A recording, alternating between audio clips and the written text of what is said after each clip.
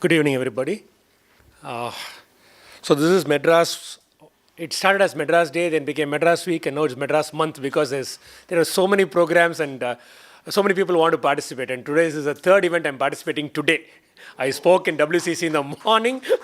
It's been happening from 22nd because I always make it a point to talk in schools and colleges because that is where you can catch them young. So this year I tried to do a different topic.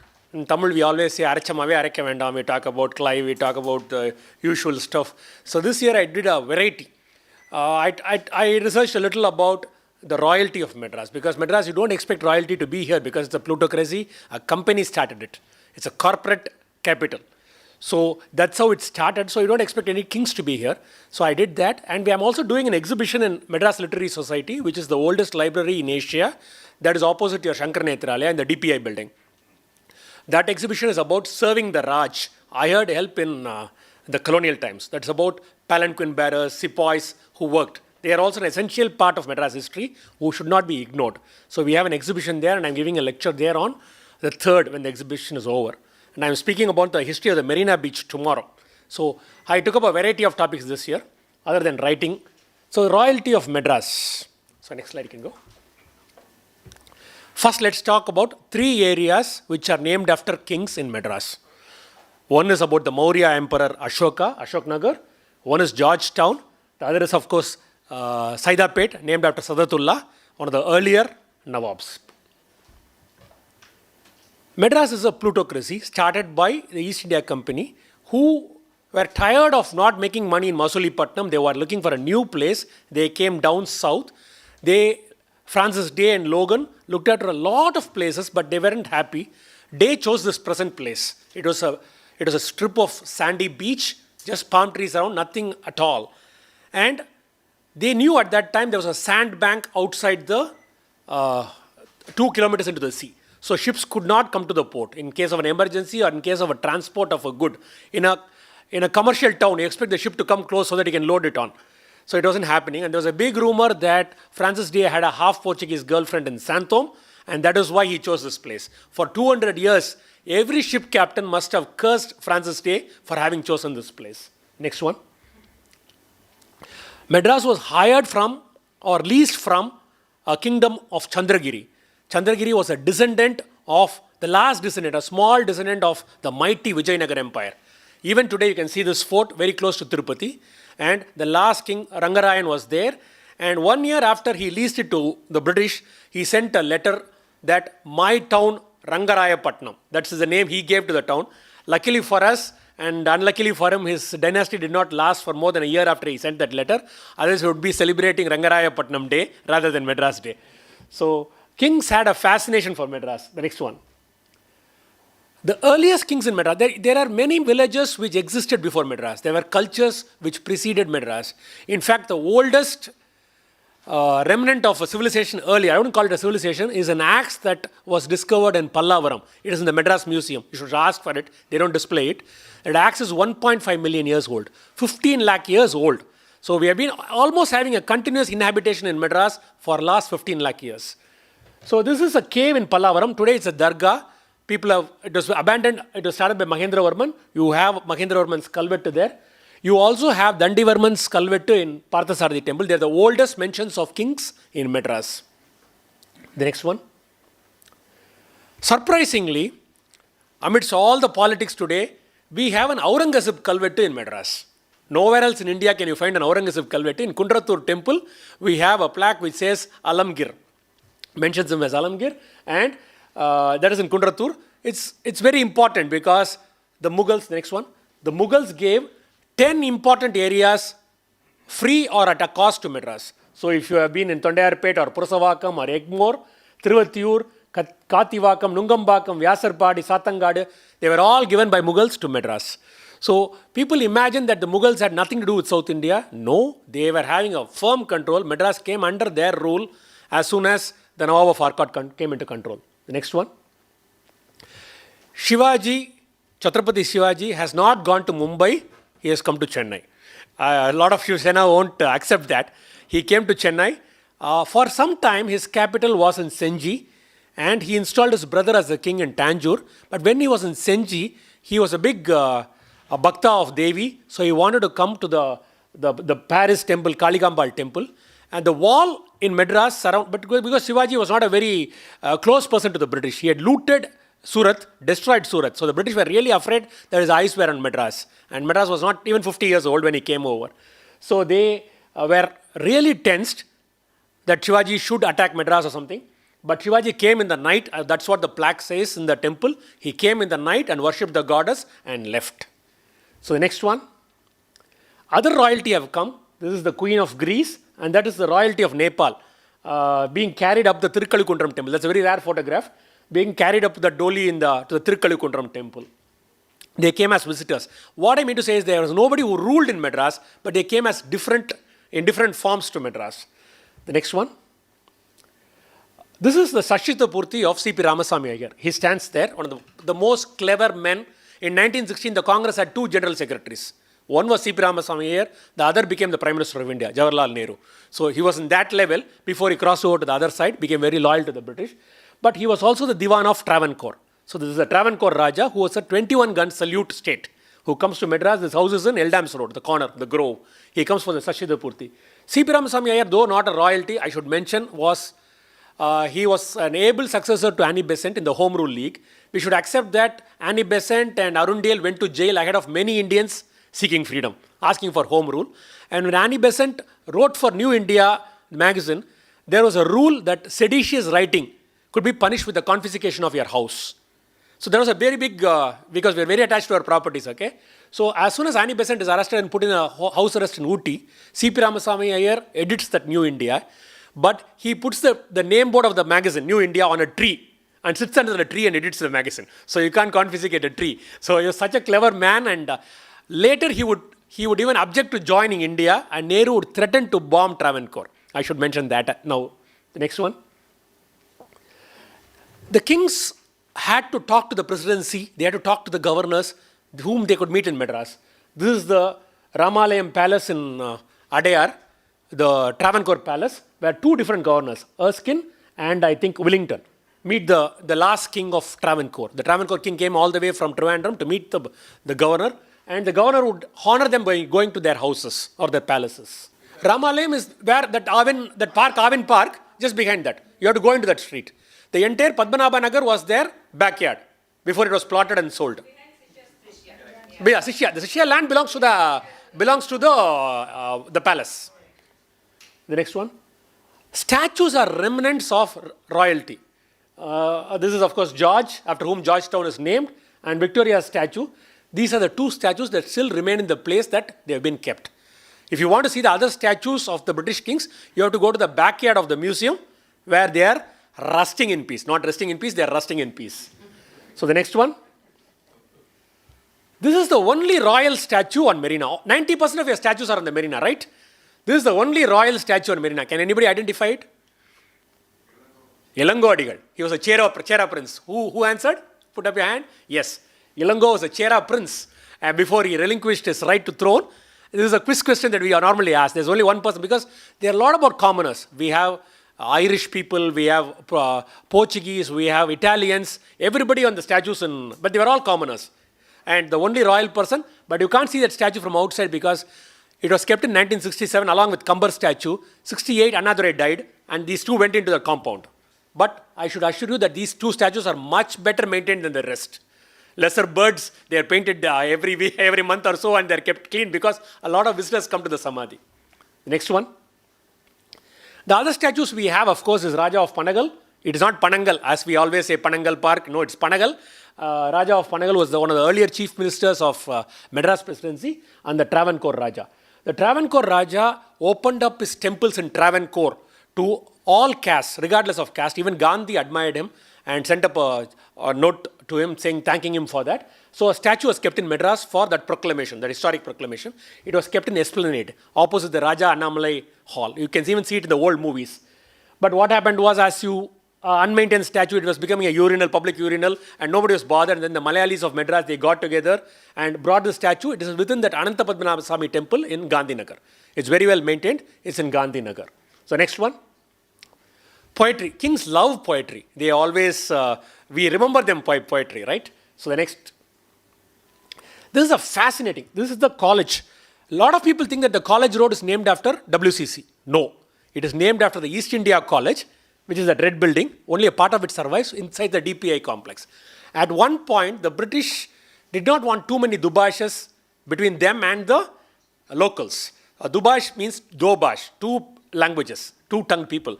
So normally the Dubashes were only interpreters, but they grew up in power. Like the Britisher would say, ask this Indian to give 5 rupees, and the Dubash would say, Dora one 6 rupees kudukka solraru. So that 1 rupee would go to him. So some of them became so rich, they were lending to kings. The Chidambaram temple has 4 big Rajagoburams. 3 of them built by kings. The Pandyas, the Vijayanagar and the Cholas. And the 4th is built by Pacheba Mudaliyar, who was a Dubash. Anandarangam Pillai's Dubash, his diary in Pondicherry is one of the most renowned diaries you can see in history. So the British wanted to cut out the Dubash, so they started a college. They started a college with a Tamil Pandit, a Sanskrit Pandit, and all of them teaching the East India Company people the local languages and local culture. One of the main people here was Ellis. Ellis translated the Tirukural. Ellis made the gold coin with the Tiruvallur with the Jadamudi, which we still see. It was an Englishman who did all this. Ellis also writes a poem. This poem is called a Meikirti, which is from the Chola and the Pandya periods. So, as you see in that Vadivelu film, they have to announce that before the king comes. Raja Kulatilaka and all that stuff in the countries that he has conquered. So, he writes a Meikirti about George III of England. So, an Englishman writing in Sangam level Tamil in Madras about a king who was not even ruling. The company was ruling. And George was called George the Mad King. He was the king who lost, the next one, the king who lost America for the British. This is George's statue being pulled down in one of the American states. And this poem is a fantastic poem in which he says that whose navy shrinks the sea and he has no equal in seafaring life and many islands pay tribute. This is one of the best poems written about a king in Madras and by an Englishman. The next one. And he would say, Mummudi Tarithu. The kings of those days used to be called Mummudi because they wanted to rule the Pandya, Chera and Chola. I have conquered everybody. So Rajaraja Chola used to call himself Mummudi Cholan, the man who has the 3 crowns. So he called him and said he's the king of Britannia, Scotia and Ireland. So the next one. The Delhi Darbar happened in 1911. I'm rushing because she's going to give me a cue at 20 minutes. So I wanted to complete the whole story because perhaps we may not be able to hear the stories again. So Delhi Darbar was when George, who came to Madras as a prince, and Georgetown was named after him, he crowns himself emperor in Delhi. And an outpouring of loyalty to the king. And it happened to the emperor. And the next one. The Mutayalpet Sabha, a Carnatic Sabha, organizes a competition to write a Carnatic song about the emperor. And the prize winner is Puchi Srinivasa Iyengar. Jayetu Jayetu Sarvabhauma George Nama Sundari Mary Ragini Sagita Vijayi Bhava. So this is a song that is written about an emperor. Perhaps this is could be in Sanskrit or Telugu. Both the words are overlapping. This was a Sanskrit song. The next one. The second prize was Tirukodi Kaval Krishna Iyer, who said Mary George Chakravartini, in which he asked Rama and Lakshmana to safeguard our Chakravarti and Chakravartini. The next one. Krishnasamy Iyer, who is a serial founder, in the sense that he founded Mylapore Club, he founded Indian Bank, a very big patriot who was a congressman, but he sponsors a set of poems called George Deva Sadakam, in which there are 100 songs about George. He actually has a poet, Lakshman Suri, write it, and he binds it and takes it to Delhi to present to the emperor. Next one. Namakkal Kavignir, who was the first poet laureate of Madras, and you have the secretariat named after him. A big congressman who wrote about Rattamindri Katti Indri Rattamindri, the song that people sang when they went for the Satyagraha. He was an artist. He drew a painting of the Bharata Mata crowning the emperor and got a gold medal from him. So people changed after Jallianwala Bagh. This loyalty was to a king. Next. A lot of people came unwillingly to Madras. They were prisoners or exiles. Okay? And they were royal visitors, of course. Next one. The Malhar Rao he was a Gaikwad, a king of Baroda, a 21-gun salute state. And this is WCC, the Doughton House, where he was imprisoned. That is a small monkey house. He was breeding monkeys for the last 20 years in Madras as an exile. The next one. He tried to poison the British resident by the typical traditional Indian way of poisoning. Diamond powder in sharbat. Okay? He mixes diamond powder in sharbat and gives it to the British resident who takes 2 sips, knows something is wrong, but falls sick anyway, goes to a doctor, and finds that he's been poisoned. So there's a big trial in which there are 3 Rajas and 3 British men sitting on the tribunal, and they exile him to Madras. Last 20 years, he spends his time in the Doughton House of WCC. Next one. The sons of Tippu, of course, as hostages in Madras for the well-behavior of their family. They were in Doughton House and then in the fort. The lady on that side is a princess of one of the oldest dynasties in the world. She's a Burmese princess. She was born in Nungambakam. She was born when her father was going to exile. Many of you would have read Amitav Ghosh's Glass House and Glass Palace rather, in which the Burmese royal family goes to Ratnagiri in Maharashtra by ship. But the queen is pregnant, so they stop in Madras for a year. And that princess, she's called Madrasu princess for a long time. She's perhaps the only daughter to go back to Burma as a commoner. Next one. This is a very interesting guy, Jean Bernadotte. He was a prisoner in Madras. He was captured in the siege of Pondicherry. He spent time in a dingy dungeon in both Fort David, Kadalur and Madras. Then he was ransomed and taken back to France. At that time, the king of Sweden did not have children. So he said, I'm going to adopt somebody from a noble family. He was looking for somebody, and they adopted him. And he became the king of Sweden. A prisoner of Madras became the king of Sweden. And his great-grandchildren still rule Sweden. He was Charles XIII, but his great-great-grandchildren still rule Sweden. Next one. The British royalty, of course. Now we are talking about kings who did not own Madras. There's a nice cartoon, that nice meme that we used to see when the Commonwealth Games, when the Queen Elizabeth looks at all the teams carrying their name boards. Look at all the countries I used to own. So that is, she owned a third of the world and 50% of the seas, okay? So let's talk about, Victoria was the first queen. 1857, the company is whipped by the Indian Mutiny. They're scared. They don't want to rule the country any longer. And the British Empire decides to take over India. So Indians are always used to looking up to a king. Looking up to a company was not so easy. So when a queen came, there was an outpouring of loyalty. There are Victoria statues everywhere, Victoria memorials and Victoria's golden jubilee of the coronation. We have this statue is kept outside the Senate House in the university and is still there. Now it has a canopy. The next one. There were many books printed in Madras about this. All these books were printed in 1862, 1865. Some copies exist in libraries all over the world, but about Victoria in all languages. Victoria's son comes to Madras. He comes by a train, and he comes from Tuticorin. He lands from Colombo after shooting his elephant, an elephant there. Important thing is, elephant hunting was banned just a year before that in the British Empire. And the first one to break the law was the prince. Okay? And he takes a train from there, and he comes all the way to Madras. The train driver must have been a patriot or very bad at mathematics. So you have lots of kings here. You have the Travancore Raja, you have everybody waiting there to receive the prince in a marked yellow line. The carriage has to stop there. The engine driver purposely or by mistake stops it 100 feet away. So this is a royal sprint. So all the kings who people think have come from the sun and the moon, they run and go and stand in the new line so that they can see the prince. Then the prince spends a lot of time in the Madras Race Club. I always keep telling that Madras was racing when the Mughals were ruling. We have one of the oldest race courses in the world. The next one. This is how Madras looked in 1875. They brought along, photography was a new art. All these royal trips, they brought along photographers. It's an excellent record of Madras that we have. Even paintings, oil paintings of those days. Next one. Which place is that? That must be the esplanade around the High Court, the open space. They broke the old black town and made an esplanade so that it could see the enemy. That open space is where, that must be the Armenian church. That tower there you can see is the Armenian church. So this must be the High Court building or something they're starting, or the lighthouse that they were having here. The old lighthouse is still inside the High Court building. Next one. This is an oil painting on George's arrival. Sorry, it was Edward's arrival. Sorry, next one. He shot an elephant and came to Madras. Next. They had a very funny, not a funny, it's a risky and a glamorous type of entertainment. Those days there was no beach. If you know, Marina is a very artificial beach. It's not a natural beach. It came up after the port came in. So earlier it was only 5 feet of soil and you had a lot of rocks. So the fishermen used to go there, pour naphtha on the surf and ignite it. And the prince used to watch it from the hundreds of fishermen used to do it. It was called igniting the surf. It was a spectacular thing. And when his son came in 1905, they requested from London that it be done again. But by then the beach had grown.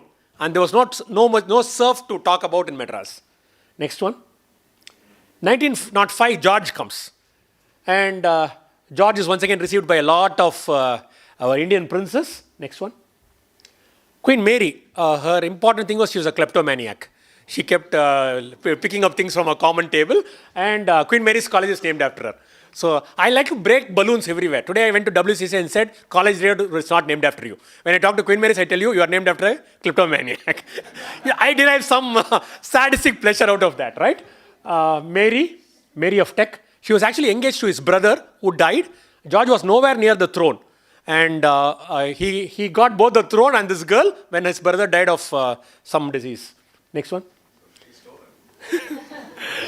So, Blacktown to Georgetown. So when George comes, the government wants to make his visit permanent. The memory is permanent rather. So they ask people, can we rename Blacktown to Georgetown? Anybody would say yes.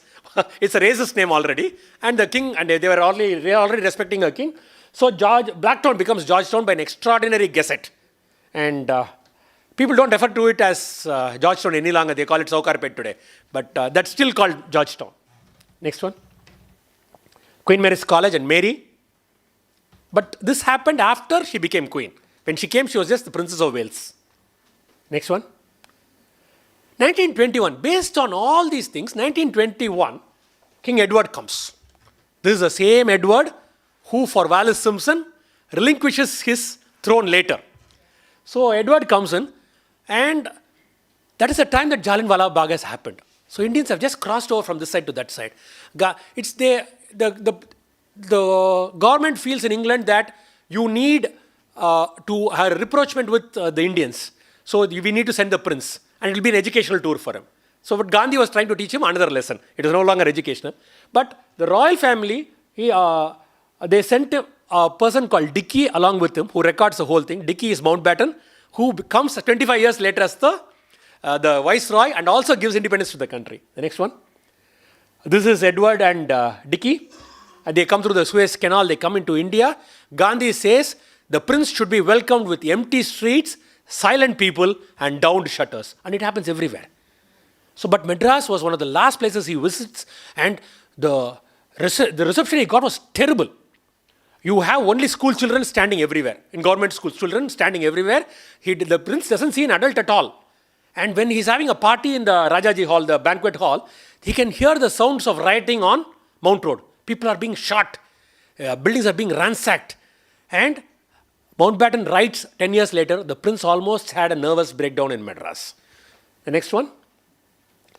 They have a party in the governor's bungalow. This is on the back of a menu sheet. There's a wind and everything blows off in the garden. And one of the journalists draws this painting. It's not very clear, but you can see that the food is being blown off the table. So even the wind was not cooperating to the prince during the visit. Next one.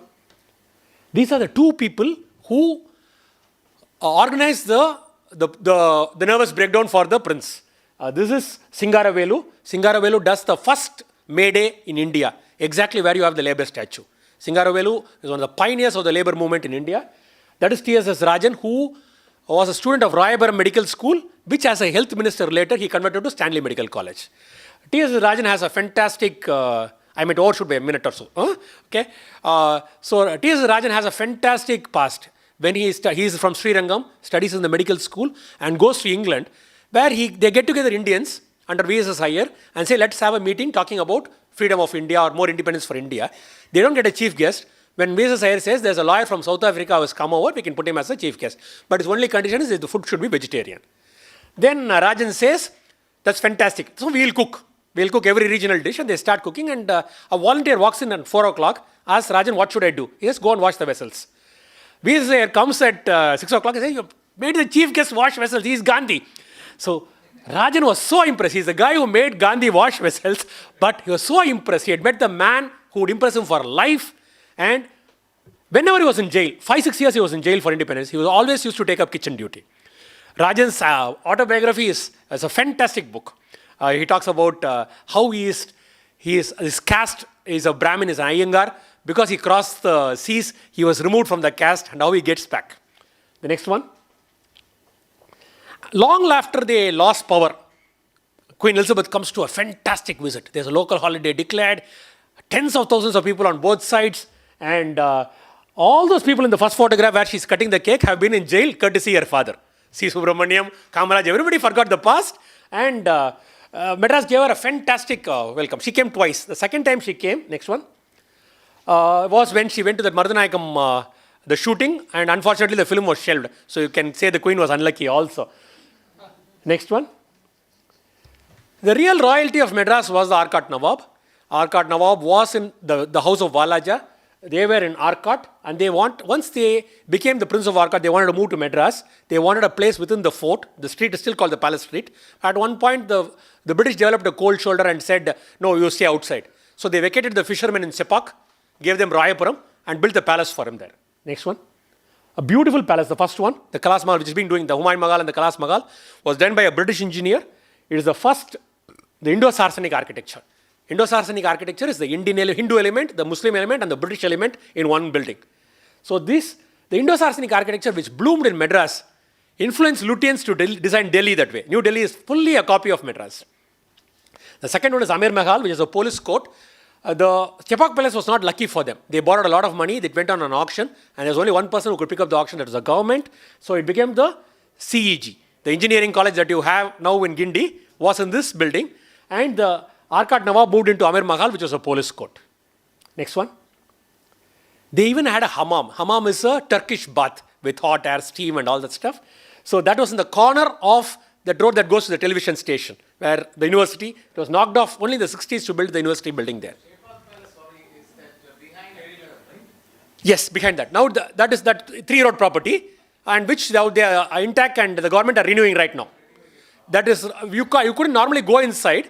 It wasn't safe, but that Jayalalitha death, the inquiry committee is there. So anybody can walk in and now see the palace. So the next one. The Arcot diamonds are very famous. This is Queen Charlotte, and it was in a tiara. And the Arcot diamonds were gifted by the Arcot royalty to the British royal family, just like any other diamond which has moved from India to abroad. Next one. This is a wonderful piece of embroidery that the Arcot used. It is called beetle wing embroidery. So the beetles on the top left, 2 wings per beetle. They used to have thousands of this wings, which are almost solid. They used to be embroidered onto the sari. And the main school of this embroidery is that Hobart School for Muslim girls to embroider this. That is exactly opposite your Express Avenue. There's a school down right there. So that is, the beetle wing embroidery is typical of the Arcot royal family. Next one. But the people who made Madras, royal Madras, a real thing are the Zamindars. They were not kings. They called themselves Rajas. They had ample money to spend and donate and build things and have a fabulous life in Madras. They made Madras really colorful with scandals and whatnot. And, you can see this is you can see them with the Shah of Iran. You can see them with Gandhi. You can see them with Elizabeth. The bottom photo especially has all the Zamindari families of Madras. Next one. Girls, they participated in beauty pageants, they shot tigers, they had horses, they played cricket. In fact, this princess is alive and she is in boat club. The next one. This girl grew up in Alwarpet, Murray's Garden Road. She was the daughter of the Zamindar of Pitapuram, and she becomes the wife of a Zamindar of Uyuru, and she has 3 children. By 25, she was still very, very beautiful and going to the races when the Gaikwad of Baroda comes and falls in love. Gaikwad is already married, she is already married. There are very strong laws about bigamy both places, but they decide to get married. And the top lawyers in India, they get together to break the laws, and she becomes a Muslim first, then they divorces her husband, then by Arya Samaj she marries the Gaikwad, and the British remind the Gaikwad saying that having 2 wives is illegal in the country, in Baroda. He says the laws are only for the people, they're not for the kings. So, Baroda has one of the best collection of jewels in the world. The next one. They traveled around the world, but there was a lot of boycott. The British sent instructions to everybody in their hierarchy, the bureaucracy. If she comes in, you get out. Nobody would be in the same room as her. And nobody addresses her as Maharani. They were so snubbed that they went to Monaco. But when they went, they took up 4 or 5 suitcases of all the jewels of Baroda, which belonged to the state, which belonged to the royalty and the people. Right? The next one. Some fabulous emeralds, some pearls.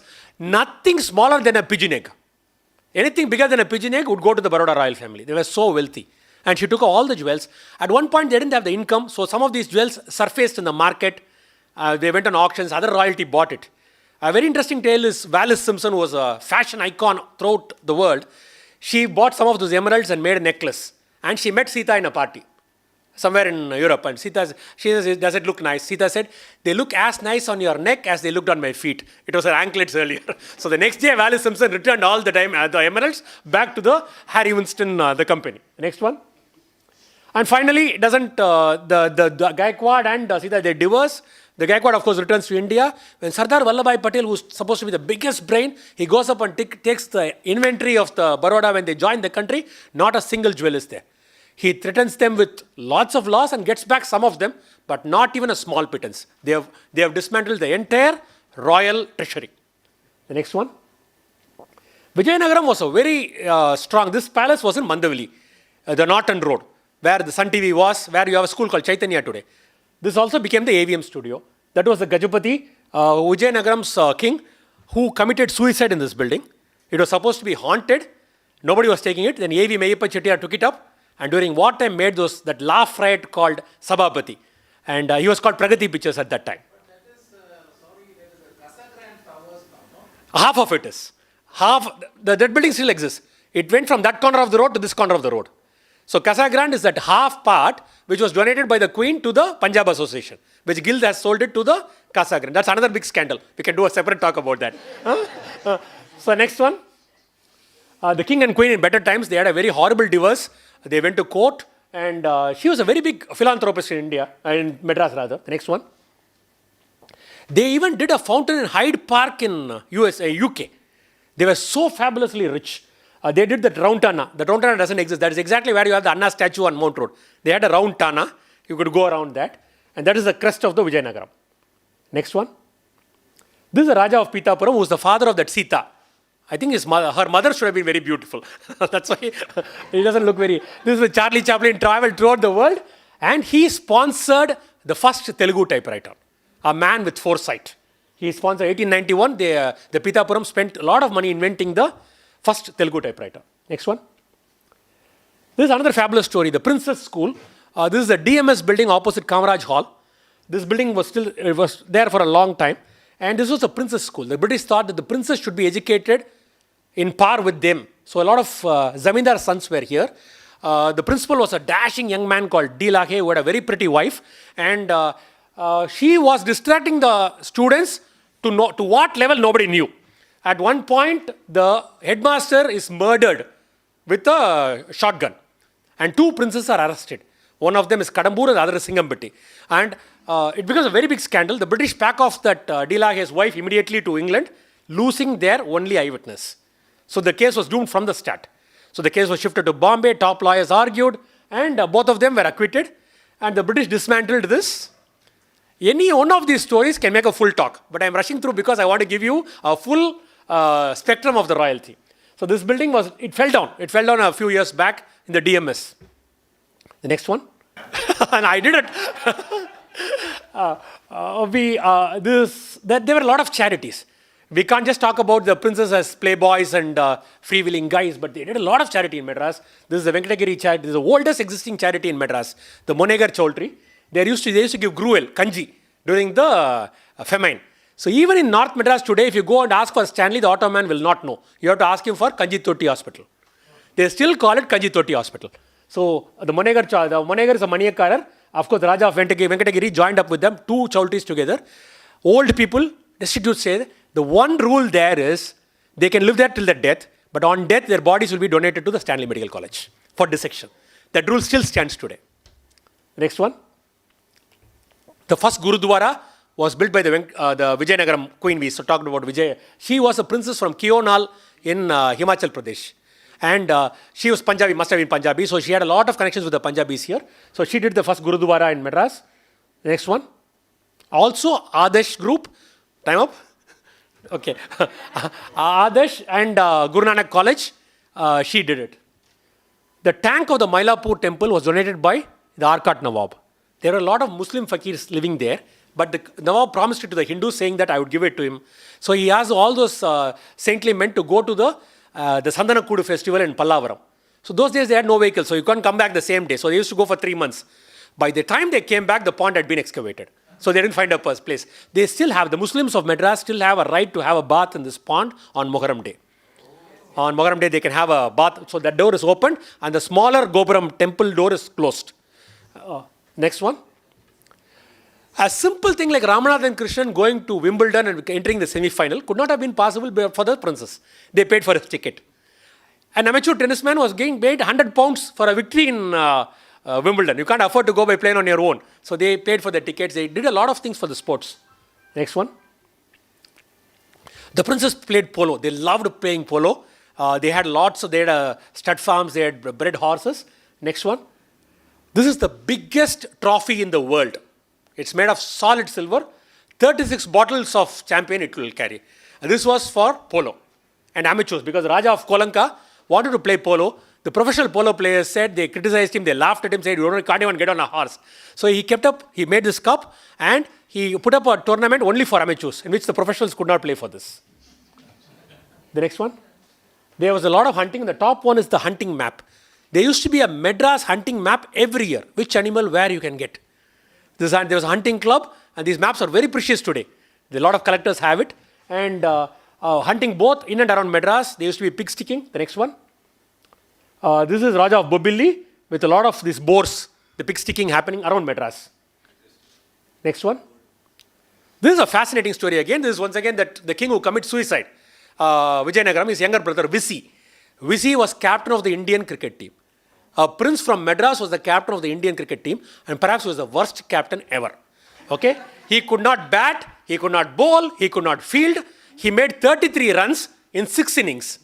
And he made 33, according to the rest of the players, by bribing the opposite bowler to put full tosses. So an average of 6 per innings. But he was he was the administrator. The politics in Indian cricket started with Visi. Okay? And wonderful players like C.K. Naidu, Lala Amarnath, all had their careers spoilt by Visi. Halfway because Lala Amarnath cursed him in Punjabi, he sent him back on a ship from England. And the next one. He also became, because he was funding their tickets, he was funding their stay, you had to make them the king. A batsman, bowler, illa captain. Just as simple as that. So, Visi also became a member of the BCCI, the chairman of BCCI. And he was known for his crazy decisions. C.K. Naidu, whose career is spoiled earlier, perhaps he had a pang of remorse. At 61, he made him captain of Uttar Pradesh. C.K. Naidu was captain at the age of 61. And Visi chose him. Yeah, there's Visi Trophy is still there. Visi Trophy is there. And Visi also built the old stadium at Ferozshah Kotla, the old cricket ground in Delhi. Next one. This is, of course, the Travancore, one of the descendants, Verma, who plays the violin as well as sings in the Madras Carnatic circuit. Next. 2 princesses acted as heroines in Madras. One was, of course, Lata. Lata was a Ramnad princess. The other is Rima Sen, who is Munmun Sen's daughter. She comes from the royal family of Tripura. That girl is connected to almost every royal family in North India because she was connected to Gayatri Devi. She was a granddaughter of Gayatri Devi of Kuch Behar, who became the queen of Jaipur later. Next one. How does a Raja become a chief minister? These 2 people have become chief ministers of Madras presidency. Panagal and Bobilli. Panagal was in the early years of the Justice Party, the anti-Brahmin party. And Bobilli was the last chief minister. You can have, if a driver takes a day's holiday, we're angry.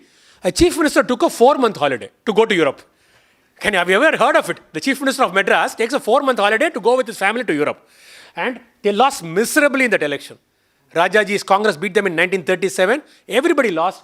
Bobilli lost to V.V. Giri in his hometown, where he has been king, by 6,000 votes, when the total number of voters were 8,000. Okay? There's a joke saying she came second in a beauty pageant in which she only participated. Something like that. Next one. We also had governors. People who joined Indian state without making much of a trouble were honored with Raj Pramukhs. They were called governors. We had Mysore later and Bhavnagar first. Bhavnagar was the first state to join India. They were willing, even before even before Sardar Patel even asked for them, they joined India. So they were rewarded with governorships of Madras. Next one. This, of course, is a controversy. This is the last section of the talk. And this is about a controversy about a king long dead. Swathi Tirunal, who is a very big composer in Carnatic music. So he was not a composer to start with. He was a big pattern of music. 100 years after he died, suspiciously songs started cropping up, attributed to him. And they started having, every top musician started having his song in the kacheris, and his photograph, a painting donated by the Raja of Travancore, was put in the Music Academy next to the musical trinity. So they were building it up. It was very funny because very common men who had made a lot of money in the interwar period were posing as kings. I'm not mentioning names here. They were calling themselves Rajas. But the Raja's family was trying to make him a musician. Next one. That is when S. Balachandra, the Veena specialist, gets into it. He starts writing to the president, prime minister, the Sahitya Academy, which has published a book on the king, saying that this is a fraud, the king never existed, and that all the songs of his were being written by somebody else and pawned off as the royal compositions. So this was one of the last. There are many more kings in Madras of various categories, starting from the Zamindars. There are many more stories, of course, but I hope I have interested you to read more, to browse more. Most of these are already on the social media. I would also request you to visit the exhibition happening in Madras Literary Society. We concentrate a lot on local history. We all know about the battles of Panipat. We know about the Battle of Waterloo. But do you know, how many of you know about the Battle of Adayar, Battle of the Mylapore Temple, Battle of Alandur? That polo ground in Alandur, near the Alandur metro station, was a war field. All the 4 roads around Mylapore temples have seen so many wars. Santom has seen so many wars. The MRC Nagar, Foreshore Estate was a big Battle of Adayar. So many things have happened here that we don't know about. We can't blame the textbooks also for history. It becomes bland because you're talking about the Mughals all the time. You're talking about, even in Tamil Nadu, you talk about Tanjavur or the Cholas or the Rajaraja Chola. We don't know what happened in the next street. I was actually suggesting to the college students today, if everybody chooses 1 square kilometer out of the house, every history student in Madras, and writes about one fact, historical fact, within a year we could have an encyclopedia of Madras history. So there are many things. For example, by juxtaposing a lot of things, the Anna Nagar Tower. Architects should know that Anna Nagar Tower was designed by Yahya Merchant, an architect from Bombay. And we browsed into him. He has also designed the tomb of the mausoleum of Muhammad Ali Jinnah in Pakistan. So they were practicing across the country. So these are all small things which could increase the pride of your pride for your place. We have whatever good, bad and ugly, we have come to Madras. We have made a living here and being proud. My point is, Madras offers an excellent platform for the next generation. You have 75 grandmasters in chess, 36 come from Madras. Not that chess is mandatory in every house or school. We have been offering them a platform. We've been speaking English for 300 years. We've been going to schools. My son is a 4th generation graduate. I can show you so many people who are a 5th generation graduate. They are outliers who can depend on their past to make an excellent future. Thank you.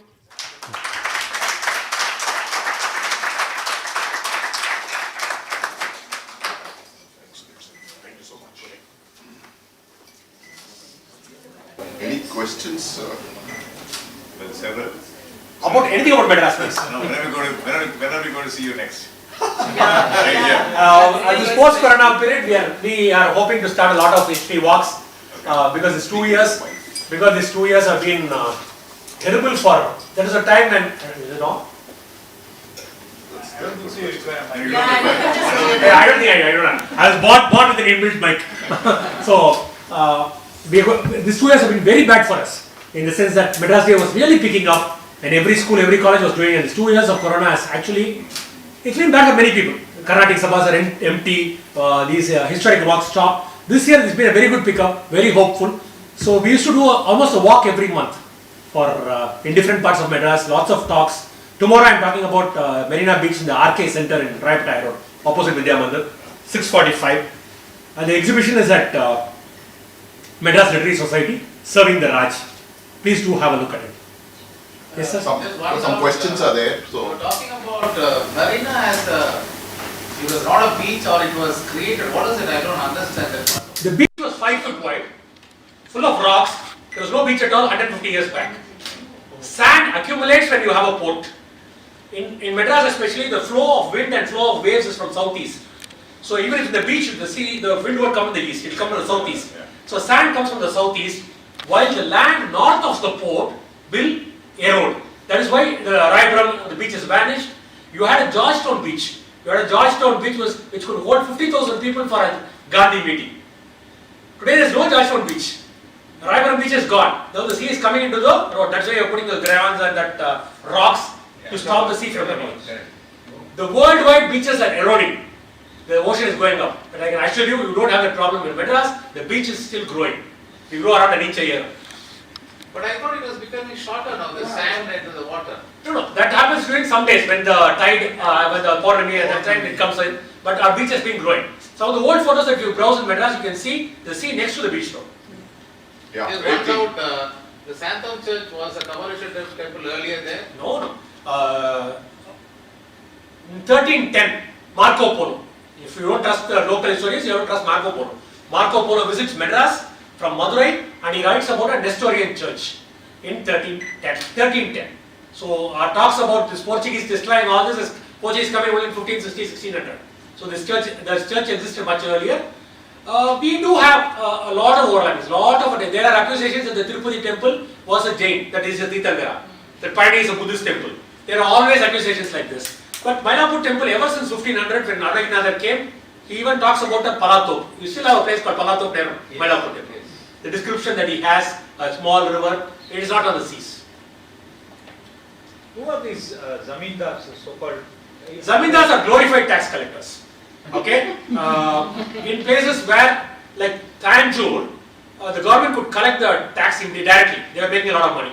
In places which were rain-fed, the government could not go. There were people would say this year Madapayila, Sagubadi Illa, something like that. So they appointed zamindars. You give me 100 rupees, you collect whatever you want. So we had a lot of zamindars appointed by the British. And for example, I come from the Devagote zamindari, which was fissioned out of the Ramnad Zamin. So some transaction between, so that 200, 300 villages are given to a Zamin. So the zamindars sometimes pay the tax directly to the British, but they also had very close access to the British. In my personal house, I have had Pentland coming and staying there in 1911. The governor of Madras coming and staying there. So our access to the British was very high, but they could also use it for good or bad. Some of these zamindaris had done really good. Devakote was the second town in Madras Presidency. Madras Presidency was from Orissa to Kanyakumari. After Madras, Devakote town was the second to be electrified. We had one of the earliest studios in Madras Presidency, the AVM studio, short movies there, Carnatic music or dance. There were a lot of philanthropies in those zamindaris which happened. Only after the zamindaris came down, all these sabhas started. For art, other things. They were the biggest patrons of art. Any update on the renovation completion of the Chepauk Palace and Victoria Hall? It's going very slow, very, very slow. And they are having some extremely bad vision on what they should use it after renovation. I always keep insisting, only if it goes back to its original Victoria Public Hall was where Shakespeare was played in Tamil. We used to have Pamal Samandamalaya doing it as Jwalita Ramanan. You know which story it is? Juliet. Romeo and Juliet. Macbeth was Magamati, as you like it. He did the entire Shakespearean panorama in Madras. That was a theatre. People are meeting. So Madras, everything changes, you know. You have bakers who invent planes, you have doctors who do mulberry farms. This SVS Sabha where the Shakespeare drama came, slowly became a club. Today it has become a cards club. You have a theoretical theatre company becoming a cards club. That can happen only in Madras. Yeah, really. Go. Gods, kings and slaves. Yes, you read it?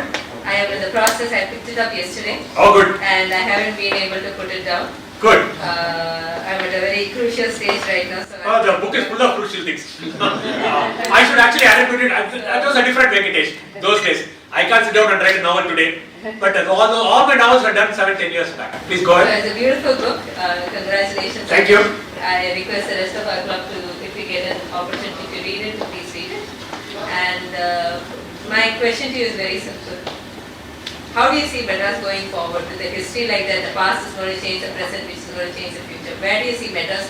Do you think we are going to still maintain this culture that we have had all these years, or do you think it's going to change to a totally different world? Madras is a migrant city. If anybody says, my native place is Madras. Madras, I don't think the second question is always, where do you come from? Which is your native place? Everybody has a native place. If you didn't come, your father came or your grandfather came. So when I joined Vivekananda College for 3 months before I got another college. The history professor asked, where do you come from? I said Madras. Only a fisherman can say he came from Madras. I don't think you are a fisherman.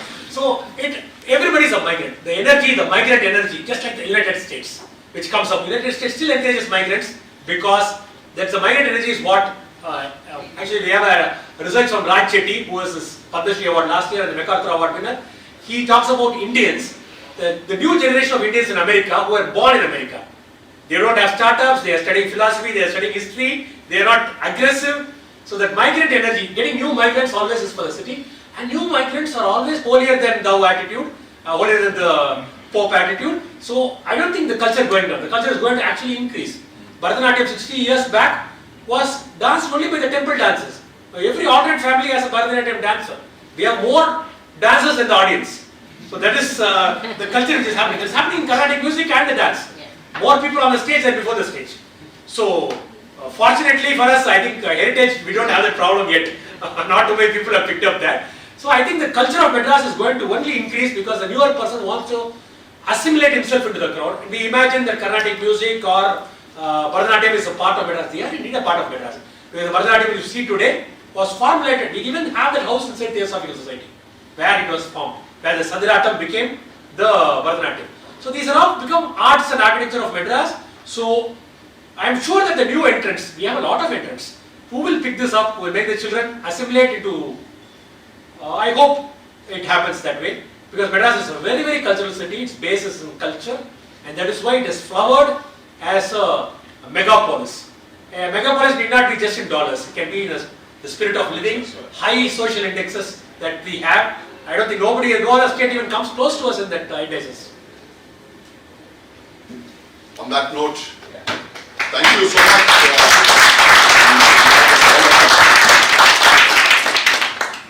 This is a small memento. Venkatesh says thank you for sharing succulent grapevine tales of yesteryear kings, Chennai kings and queens.